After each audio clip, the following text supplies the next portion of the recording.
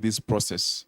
Actually, for me, I think it's extremely unpleasant to the government to conduct a public participation on the impeachment of Gachagua, who is the deputy president, but they cannot conduct a public participation for the Adani deal, the sellout of our airport.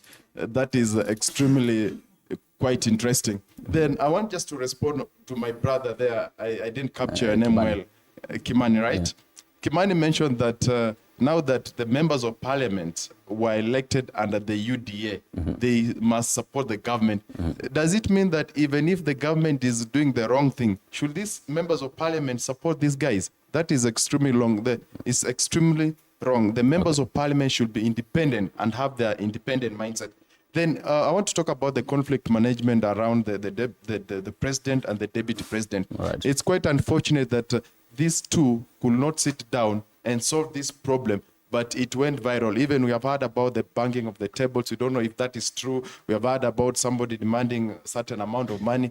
It's quite unfortunate that this thing is trickling down to the common mwananchi. Then I think the leadership crisis in this country should be solved. Another thing is about our speakers. Right. We had Boshele in his hometown talking about that he's going to handle Rigathi Gachagua one-on-one. You know, this is somebody who should be at neutral, not saying his verdict, but being at a neutral place to hear what are the views of members of parliament. Right. Then another thing, I want this pair, as the Gen Z, we are not interested in what is happening currently.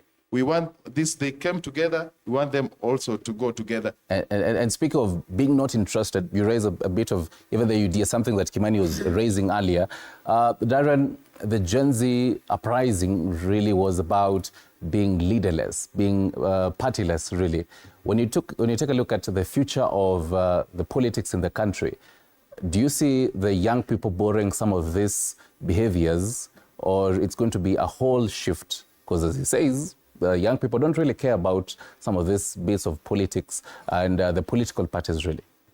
Okay, what I can respond on that is, as Gen Zs came to play, one of the things we were pushing is accountability.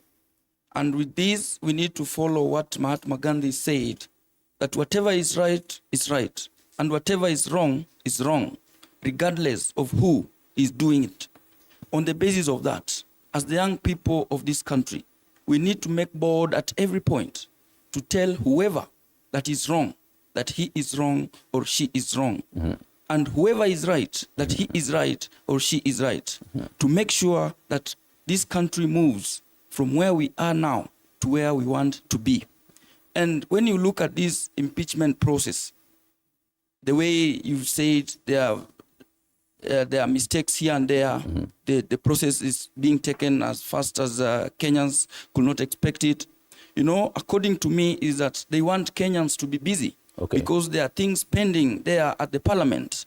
Look at the bill that deals with the agricultural processing bill, registration bill. You see, that is a very dangerous bill at parliament, and nobody's talking about it. We are talking about Gachagua impeachment. So for you, it's look a at yes. Okay. Look at the funding model for the universities.